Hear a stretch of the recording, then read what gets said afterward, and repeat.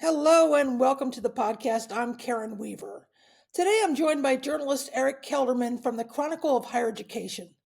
Eric has covered college administration for years with a focus on the challenges facing campus leaders. From accreditation to finance to public perception, Eric brings deep insight into the forces shaping higher ed. Eric, welcome to the podcast. Well, thanks. I'm not sure I have anything else to say after that introduction. That was All so right. so positive. I'm sure you're going to have a lot to say at this point. You have written many fine pieces for the Chronicle, but one of your recent pieces was on tiny Lourdes University in Ohio and their struggles with athletics and maintaining enrollment. The title was perfect. We have more athletes than fans. Walk us through your reporting on that. The fact that you were on the ground for 2.5 days, just tell us about that. Sure, and let me take a little side trip. Sure. The reason I did this story was actually another piece I wrote about a larger, better known institution called Wittenberg University, Lutheran college, not really so different from the one I attended as an undergraduate. Long tradition, big football program there. But like a lot of colleges in Ohio, has run into enrollment challenges and financial problems as a result. And when I was doing reporting for that piece, I noticed some very interesting enrollment data that they had on their website, which is the fact that they break out the number of athletes as undergraduates and the number of people who aren't playing sports. And if you look at the trend line there, you can see that the number of athletes at Wittenberg has stayed pretty steady. They've got a steady supply of athletes, but it's the other folks, all the other people who aren't playing sports, intercollegiate athletics there, that have left the university. And I thought, well, what a fascinating trend, or what a fascinating phenomenon. I wonder if it's a trend. And so before I went to Lourdes at all, my colleague and I, Brian O'Leary and I, dug up the equity in athletics data and looked at a data set of small private colleges with enrollments between 500 and 3,000 undergrads. Now that's a little bit of an arbitrary figure, I understand, and where depending on where we had drawn the line, the results may have been either more or less dramatic. So I looked through those and I looked for some institutions that had really big changes in the number of athletic participants at the same time that they lost overall enrollment. And in fact, Lourdes University, as I state in my story, nearly tripled the number of athletes on its campus between 2012 and 2022. That's a It went from big like jump. 140 to like 450 athletes, right? Wow. At the same time, their overall enrollment fell by nearly half, which is Interesting. amazing. So Yeah. they added 300 and some students, and yet they ended up losing overall enrollment. So the president there, William Bissett, I talked to him on the phone, and he was very open to the story. And one thing that he wanted to make clear was that he didn't want fewer athletes on his campus. He needed to figure out how to get more non-athletes. And that's not a great term, non-athletes, but we know people who aren't competing at the collegiate level in sports. So I went there. It's a lovely little place just outside of Toledo, Ohio. Cute little suburb, Sylvania. Lots of nice little restaurants and shops, and the campus is lovely. Well maintained. You can see the dormitories where the nuns used to live. So it was founded by an order of Franciscan nuns.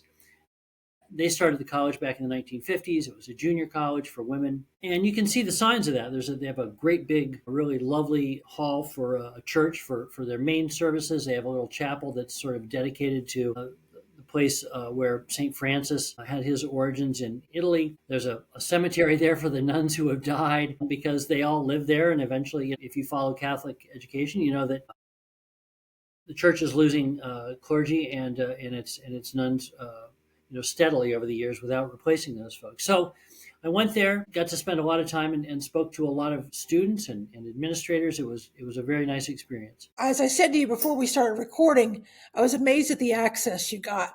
Do you have a sense as to why they were so willing to share their campus, their students, their challenges with you? That's a great question. I think that's a dilemma for a lot of leaders, right? Which is, and I've had plenty of presidents who have said, "Oh, let's do a story," and then they go and they talk to some board members and they say, well, actually, we're not going to talk to you now, right? Because they worry about looking bad. The point of the piece was not certainly not to make Lourdes look bad, right? They made a series of choices, and at each step, those choices seemed like a reasonable decision, right? They added a whole bunch of sports in 2010, and then they steadily added, over the years, as almost all small private colleges have done. It's a very common strategy for institutions. I think they were just looking to share the fact that um, that they were trying to dig their way out of this hole that they've gotten themselves into. So again, and I hope it didn't make them look incompetent or anything. They're trying very hard, but they're up against demographic and economic forces that are affecting almost every institution their size. No, it didn't make them look bad at all. It made them look like a very real college campus, opening them up themselves and saying, "Hey, I know you all are struggling too, and if there's a way to figure this out, we'd like to. So here's where we are at this point." That was my takeaway. Right. And I think, the reactions I got to the story sort of hold up. I think this is an issue that has been sort of under the surface that people aren't talking about openly. I like to say that college presidents, college leaders have this sort of sense of oppressive optimism, right? That no matter what's going wrong, we are gonna discuss it in a positive light. And I get that, right? I understand the impulse, but it means that stories like this, sometimes don't get talked about openly, right? So, It's true, and that's the reason for this podcast, right? right, yeah, yeah. Yeah. How do you think? Okay, so when you left campus, give us an idea of what the ratio was of percentage of student athletes versus percentage of non-student athletes. Did you get a sense of that? It's probably about 2 to 1, right? I think nearly 2/3 of their campus right now are student athletes, and Okay. just a third are not playing sports. That's a rough figure there. And yeah, a really important facet of this piece that I wanted to explore was what happens to the campus culture, right? If you are a prospective student and you're bringing your parents to visit Lourdes and you're an education major or a nursing major, right? Those are two big areas that they do they attract a lot of students for their programs. And you come there and you're really not a big sports fan, right? Like I am. I'm a huge sports fan. But you go there and you're not a sports fan and you're not going to play sports. And you walk away from that game, you wonder, what am I going to do when I'm there and I'm not taking courses? Yeah. Who are my friends going to be? So I think that's an important facet to this, which is the campus culture aspect. It's something that I've been paying close attention to, and my colleague Steve Dittmore, who's at the University of North Florida, dean there, has been paying even closer attention. And he's been tracking on small college data between athletes and non athletes and whether there's a certain threshold that might indicate financial trouble. And one of the things that we're both starting to guess is it around that 44% number? If you get above 44%, are you starting to get into a cultural issue that then discourages non student athletes to come to campus? What are your thoughts about that?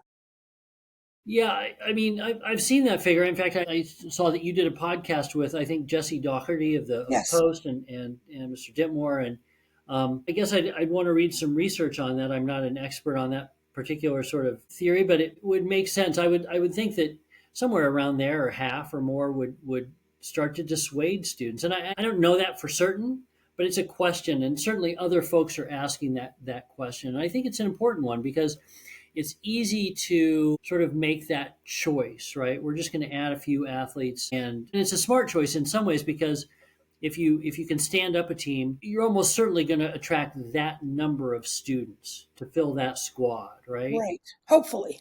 Hopefully, yeah. And that's not always the case, right? At Lourdes, the president talked about the fact that they were having trouble with their tennis program, right? They're in the upper Midwest. So students are limited and they don't have an indoor practice facility for their tennis team. So it's hard to compete against schools in the South, say, right? Or schools that are bigger schools that have better facilities for those students. But yeah, culture, and I don't know the percentage, but certainly I think it's something I would want to pay attention to if I were a college president. Yeah, I think all of us are still trying to figure out what that magic number is, and a part of it could be also dependent upon geography and weather, and as you talked about in your piece, financial aid. And some of these athletes were getting significant tuition discounts to come. Talk a little bit about that. Yeah, so for folks that haven't read the story, it talks about so Lourdes is an NAIA school, right? So they can offer athletic scholarships. And for a long time after they started providing that sort of assistance, coaches weren't really paying attention to the bottom line, or the administration wasn't paying attention to the bottom line. So they were stacking their athletic scholarship on top of their sort of normal tuition discount. And on average, this number just floored me, right? On average, the athletes were getting 74% discount on tuition. Most, and you know, right? Most of your listeners are going to know that the average tuition discount is about 50%. There was a team, and Mr. Bissett, the president, didn't tell me which one, but there was a team on campus that was getting an 89% discount on average. Wow. And they did that, right, in order to attract a better class of athletes, right? And they've had a fair amount of success for a school their size in terms of athletic competition. So it paid off in one sense, but financially, it was disastrous, right? And so you can't have 2/3 of your students that get a 74% tuition discount unless the other third is paying entirely full price. And it's And probably that's not not the case. happening. So Yeah, as I recall, you gave a couple of examples of students who maybe came from international locations and got a severe discount, a significant discount. And yeah, the Brazilian student I quoted, there was a Brazilian student who had come to play volleyball. According to him, there were 3 Brazilians on campus. So, in that sense, again, that's a positive for Lourdes. They're attracting students from places where they would normally not get any interest, right? But I don't know how much scholarship that student was getting. okay, Yeah. okay. But still, this idea of, cracking the 50% threshold in tuition discounting, I worked with colleagues who worry that the 53, 54, 55% threshold is really tough. And the only way to offset that is to grow class sizes. But that assumes that you got more students coming in. If the enrollment is dropping because the enrollment cliff is here, and it costs money to run athletics programs because you're paying for scholarships, but you also got to pay for travel, facilities, coaches, medical, athletic trainers, all those kinds of things. The cost benefit. So where does the president now see? Do they try to cut back on teams in order to survive as an institution? Where are they finding that next step? Did they tell you?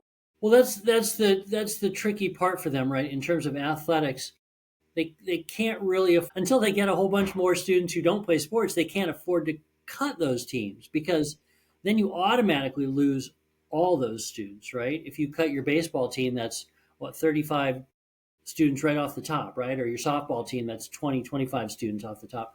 So, and for an institution that enrolls, between 600 and 700, that's a big number, right? That's the difference between major layoffs next fall and not. So they can't really afford to cut a lot of sports. They don't have football. Let's make that clear. So they don't have the big, super expensive sport of football, which requires a lot of students. Usually teams are 100, 150 sometimes, but also a lot of equipment and a lot of staff. So they don't have football, but they're thinking of like a lot of other schools, right? So they're thinking of what other programs can we stand up that are related to what we have, right? So health and wellness would fit with that. They're thinking of expanding into that, and then some tech fields and things like that, right? That's going to be the trick for them, though. At the same time, they're constrained because their finances aren't great, and so where do they come up with the money to hire new faculty, right, Right. or to provide new equipment if they start a new academic program? So they're in a really sort of tough catch-22. And for those of my audience who aren't as familiar with NAIA, the National Association of Intercollegiate Athletics, it's an organization similar to the NCAA, but it has its own rules and guidelines. It does not, if I recall, have a requirement on the minimum number of sports the institution has to offer, unlike the NCAA, which says if you're going to be in this division, you have to offer this number, this division, this number, and that type of thing. So they have a little more flexibility. They also can, as you said, offer athletic scholarships to some teams and not others. They don't necessarily have that requirement like it's built into the NCAA. And so I think in some ways the NAIA has tried to find a niche of being a more cost effective athletic organization. And I've seen maybe 3 or 4 in the last couple of years, schools around the country who've left the NCAA to go to the NAIA because they believe that this is a less expensive option. Did you hear anybody talk about that? No, I tried to get some data from the NAIA or some feedback on, what is it, how do they counsel their members on maintaining, sort of a cost effective approach. And to be clear, I don't think that a lot of the colleges, this may be where Lourdes is really different from a lot of other institutions. I think a lot of other institutions might have been aware of the danger of, stacking their athletic and merit scholarships. I didn't hear that was widespread. So that Okay. may be, that may have been their sort of tragic flaw right there. NAI has this thing called return on athletics, where Yes. they work with the schools to sort of say, if you bring this program in, here's what it might cost. So they do some sort of consulting work with the institutions to make it work for them financially. I think that makes the situation different in the fact that the NCAA is D3 schools. So if Lourdes were an NCAA member, it would almost certainly be competing at D3, and not adding athletic scholarships might have helped them in the long run. On the other hand, I don't think that would necessarily make a difference in terms of their enrollment struggle. It might have made the athletics slightly less of a cost burden. Yeah, and you're right. I mean, I do think the NAIA is working hard to convince people that their organization can be more cost effective.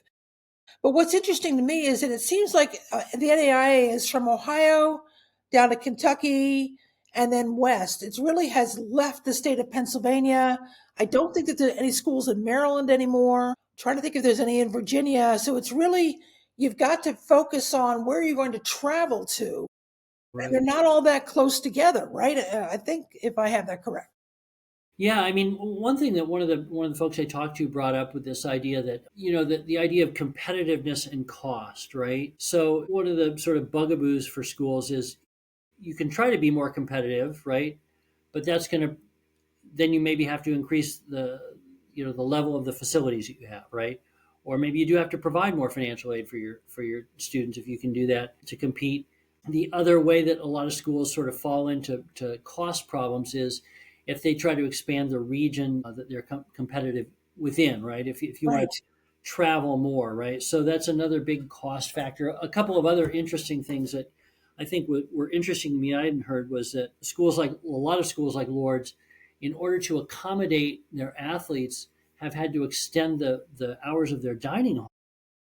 Yes. So, Yes. or they're just moving away from athletes using the dining hall at all. One of the Huron consultants told me, and they're providing, sort of catered meals or whatever, individualized meals for the various teams to fit into their schedule. Because if you've got limited facilities, if you've got one gym for your volleyball and basketball teams that they have to practice at every morning and then compete at every night, you've got to juggle a lot of people's schedules, and they don't get to regular meal times. And so Lourdes stretched out the amount of time that they made meals available. That's an increased cost because you got to have people on staff, right? And you got to keep food fresh, things like that. So that's another one of those things that I'm not sure people who aren't familiar with this world would look at that and know, oh, yeah, if you add a sport, that's a potential, it's a potential problem. It is, and you're right about facilities. I mean, I've been on campuses where teams are practicing from 10 to midnight, Yeah, and maybe they got to eat dinner beforehand, but maybe they're hungry after practice. So right, exactly. who knows? My last question, and then we're going to move on to our another topic is: do you see, or even in just in your work as a writer and a reporter, do you see any trends, any schools trying to think about how they could do athletics differently? For example, we've had some folks say, mostly lawyers, that the best way to survive this would be to go to intramurals, to write, to not to do this whole driving all over the countryside kind of playing kind of thing. Do you hear anybody talking about that? I don't, and I have to acknowledge here that I've written on and off about college sports over the years. I don't dedicate a ton of my time to it. I've written mostly about this issue, sort of small college athletics and enrollment. I've written occasionally about the sort of the big D1 issues, but I'm not in this every day. But when I've gone to do reporting on these things, I have not heard anybody say, you know what, let's go to a completely club sport model, right? Or anything like that.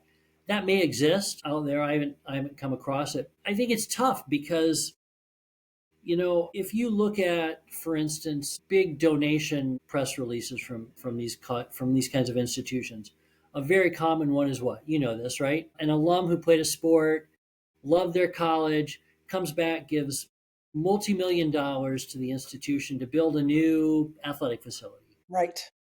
a new gym, a new swimming pool, and new lights at the football field, right? That's a very popular way for institutions to attract and engage their alumni. And it brings people back. Homecoming is always either a big football or a big basketball game or something like that. I think as the demographic problems persist, though, right, I wouldn't be surprised if at some point we start to see colleges think about what are ways that we can keep students engaged in athletics, which is a really valuable Yeah. pastime, right? Yeah. Like I said, I'm a huge sports fan. I loved college sports growing up. I love playing sports still. I can understand why people want to do this, right? When you get out of high school, it wasn't an option for me, but when you get out of high school, you want to keep playing. But I think it's a great tool for engagement. But I do wonder in the long run, especially with this sort of huge divide we're about to enter, where we have the Power Four conferences now and 2 plus 2. everybody else, right? Or Power Two. Yeah, we're going to get to a super conference, right? So, but this huge divide and the pressures that creates in terms of students going between programs and finding their place in athletics, I think we're going to have to start to see some institutions get really creative about how they continue to offer athletics without necessarily even being part of the NCAA anymore. Yeah, yeah, that's certainly something I'm keeping my eye on. So I appreciate you saying that. You wrote a great piece on the antitrust issues facing higher education and college athletics to some degree. Can you give our listeners a quick summary of some of the points you hit there? Because I thought they were all really good. So yeah, for our trends issue, I wrote a piece about um, antitrust litigation against higher education, which is a really wonky topic. I was aware of some of these lawsuits, but I had to combine. There's of course, the in the athletics field, which your listeners will be aware of, right? This has been the cornerstone of some of these lawsuits, certainly. And then we have lawsuits against some very selective private colleges about their financial aid practices. We have a new tactic by scholars seeking to change the scholarly publishing system and have filed an antitrust lawsuit against a big Yes. academic publisher. So we had to wrap that all up into one thing. I guess the bottom line is where there's big money in higher ed, somebody's going to come looking for that, right? Money has been a part of college sports for really big money has been a part since Beginning. Yeah. almost since the beginning, but really it kicked off in the 80s with the big lawsuits against the NCAA for television rights for football Right. games, right? Right. That was the sort of the trickle that became the dam burst, right? And in tuition too, colleges have tried to figure out a way to the tuition the tuition issue is really interesting because the lawsuits basically allege that colleges were collaborating illegally to, I describe this, it's really tough. They weren't providing enough financial aid to middle and low income students at the same time that they were admitting legacies and children of wealthy donors. And so that's sort of the key argument there. There's also a sort of tangential lawsuit about colleges that use the college's board financial profile and not allowing or not excluding non-custodial parent income from that. That's a really wonky in the weeds But thing. but part of this is the inside baseball that has been common in higher education for a long time as schools build out their classes, right? And the higher level elite institutions have been the target, probably because of their really large endowment funds and the prestige factor and that type of thing. So, but to think that a lawsuit against this particular group of schools, whether it be the AAU or the Ivy League or those types of things, doesn't apply to everybody else. We shouldn't think that way. It could very well affect how we do business. So, any pieces of advice as to what leaders should be paying attention to in terms of antitrust issues that you've been hearing about? Wow. First of all, I would never presume to give advice to any college president. The job is super complex. You have your ear on the ground, so Um, yeah. I think one thing that higher ed, and I don't know specifically where this might pop up next, but one sort of broad application of this was the NACAC settlement with the Department of Justice a few years ago.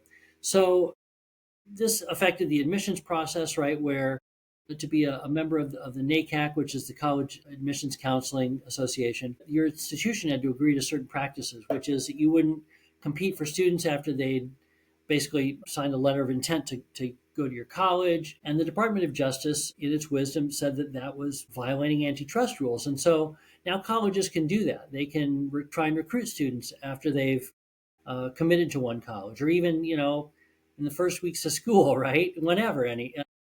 So it breaks down these Thinking transfer barriers. portal is what I'm thinking. When I hear that, I think transfer portal. But go ahead. Yeah, exactly. So, that was an association wide lawsuit. The Department of Justice forced the association to change its ethics policies and sort of opened up, admissions counseling to sort of a Wild West, anything goes sort of thing, right? And the question becomes, are colleges then recruiting students on factors that have nothing to do with academics or what might be best for the student? Are they luring them with appliances or better dorm rooms or things like that might seem sort of a little tawdry to most folks in higher ed, right?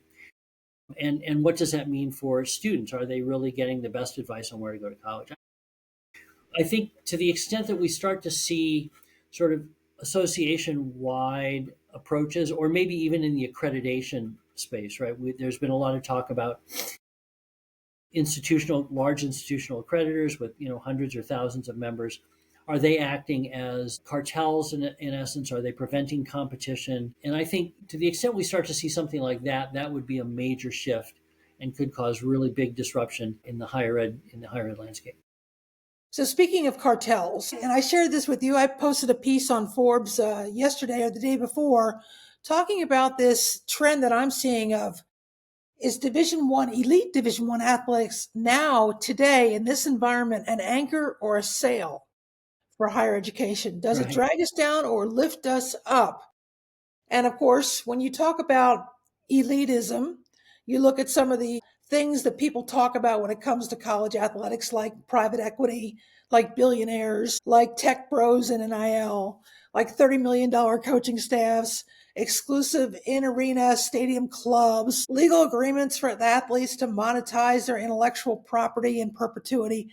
We're not talking about these things generally anywhere else in higher education, maybe in the medical school, maybe, but it feels like that group of focus fans, supporters, gamblers are talking about that particular area a lot, maybe to the great detriment of higher education about what we really need to be talking about right now to kind of counterbalance some of the attacks that we feel like we're getting from the federal government.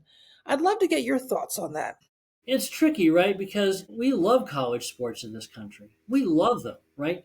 The March Madness tournament is going on right now. What a huge and sort of marvelous event that is, right? Everybody loves that tournament. It's exciting.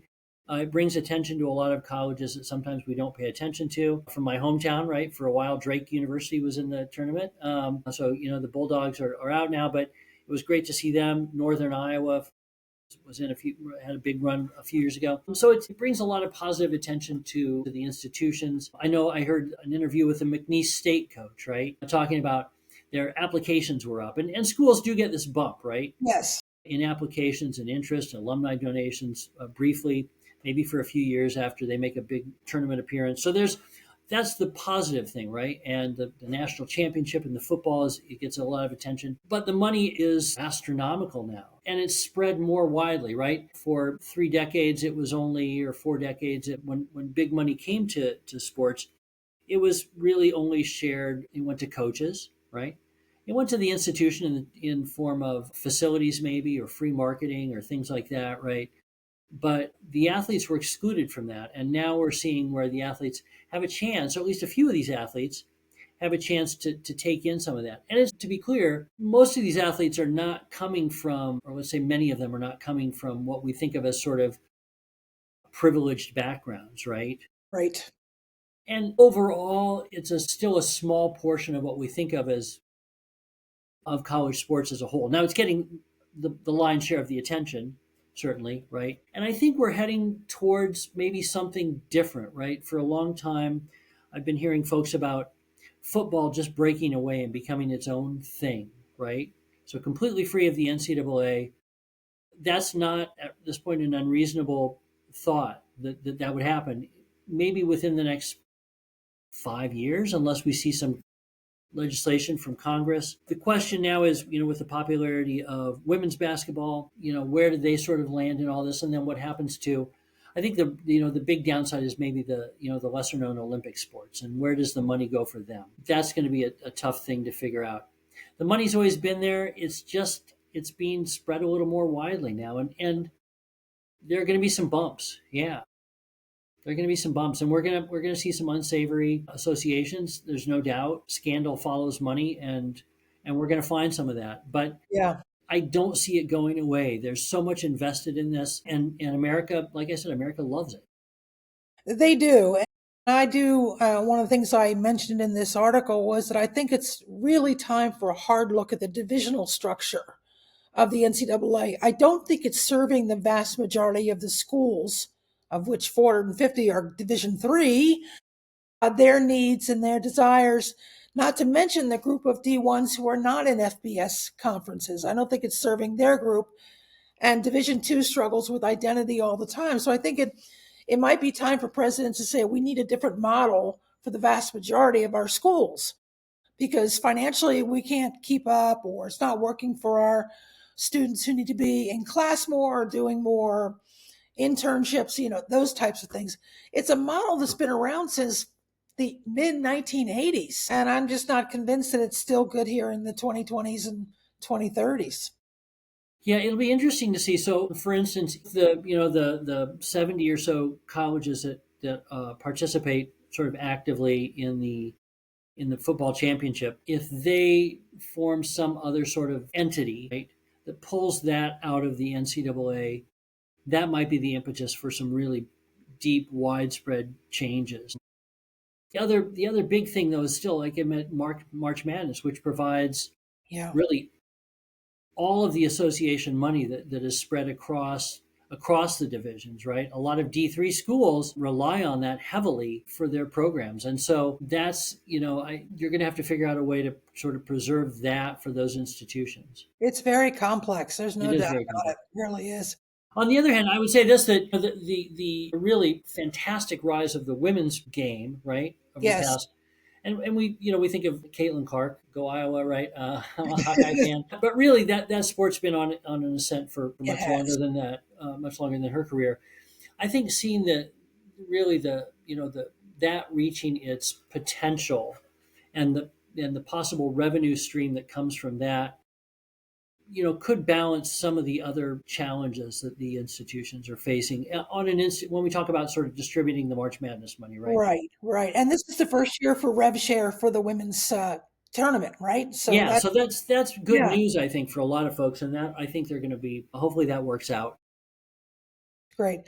Eric, it is such a pleasure to have you on the podcast. I know how deeply you write and you think about this space, and I think your examinations are worth reading in the Chronicle. So thank you so much for joining us. I Well, really that's appreciate it. very kind. I'm a reporter. You're an expert, but I appreciate the chance to share, and I hope I hope folks get something out of the article. And please, if you haven't read it, if folks out there haven't read it, read it. Give me some feedback. I'd love to hear thoughts on where the story goes next. That's trooper. Thanks, Thank you. Eric. Cheers. Bye.